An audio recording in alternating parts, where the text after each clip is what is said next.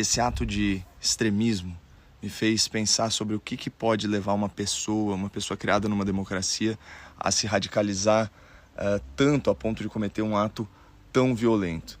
Por isso, considerando aí a seriedade dessa pauta, a importância dessas reflexões, eu tenho 2 pedidos para você. Primeiro, marque pelo menos 2 pessoas de direita aqui nos comentários. Segundo, compartilhe essa análise no grupo da sua família, para que as pessoas que você ama tenham consciência do que está acontecendo no debate público americano e no debate público brasileiro e os riscos desse fenômeno. Bom, vamos aqui aos fatos. O autor desse atentado contra o Trump era um jovem de apenas 20 anos, sem ficha criminal e nenhum sinal aparente de radicalização política. Na verdade, em janeiro de 2021, ele fez uma pequena doação ao Progressive Turnout Project. Em uma tradução livre seria algo como Projeto Progressista para Comparecimento às Urnas. É um comitê de ação política que, segundo aqui as suas próprias publicações nas redes, espera arrecadar $30 milhões para o Partido Democrata, partido que é mais ligado à esquerda americana. Eu quero ler para vocês a última postagem deles. É simples, pessoal. Donald Trump é uma ameaça para a nossa democracia.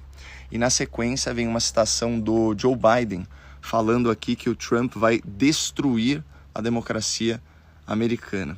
E na real, uma semana antes, o presidente democrata já tinha afirmado: é hora de colocar Trump no alvo.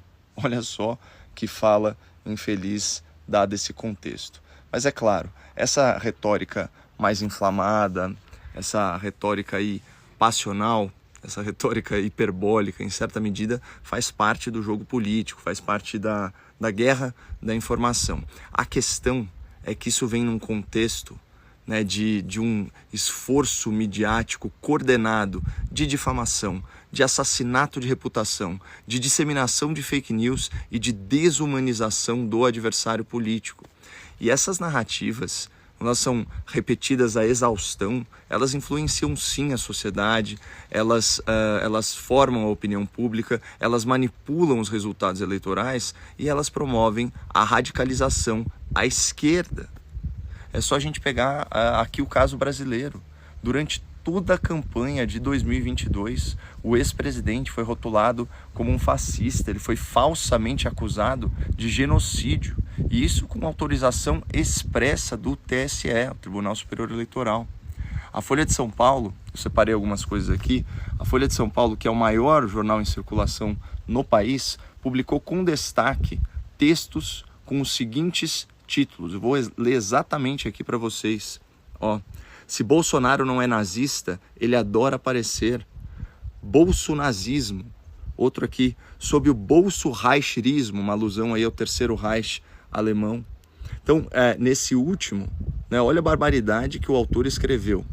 Como não há mais possibilidade de um apoiador de Bolsonaro ser um democrata, as eleições dirão exatamente quantos brasileiros ergueram o braço dentro da urna.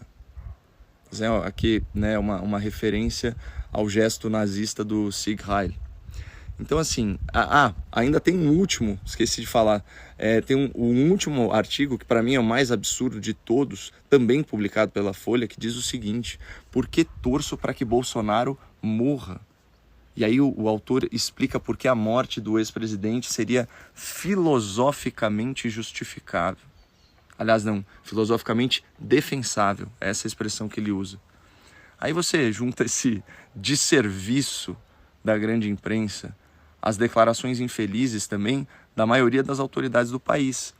A gente tem ministro do STF que se refere a manifestantes como, aspas, criminosos terroristas. Você tem o próprio presidente da República falando de uma gente que supostamente tem que ser extirpada. Então, pessoal, seja aqui no Brasil, seja nos Estados Unidos, quando esse discurso de ódio encontra aí o terreno fértil de uma mente fraca, aí está dada a receita para a radicalização e a justificativa para a violência. Porque na sua cabeça, o extremista, ele está agindo em nome da democracia, ele está agindo contra o fascismo. Por isso, é muito importante que as famílias tenham esse diálogo sobre o que de fato caracteriza o fascismo. né? Então, e o que é isso? O que caracteriza o fascismo? O que é o fascismo real? É a violência contra minorias, a repressão contra opositores políticos, a restrição das liberdades individuais, a imposição da censura, a interferência estatal na economia. Então, assim, para resumir, esse fascismo alardeado pela esquerda na imprensa, esse é um fascismo imaginário, mas essa narrativa, ela tem consequências reais, como a gente acabou de assistir lá nos Estados Unidos. Por isso, é o nosso dever combater a disseminação de mentiras sobre o que a direita conservadora liberal verdadeiramente representa, que é a preservação da liberdade, a preservação da ordem, a preservação da justiça, e tudo isso com respeito às tradições religiosas, as tradições familiares, as tradições comunitárias da pátria, né? E eu conto com você para compartilhar esse conteúdo pelas redes, né? Vamos conscientizar, vamos informar e não ficar, enfim, reverberando esse discurso de ódio.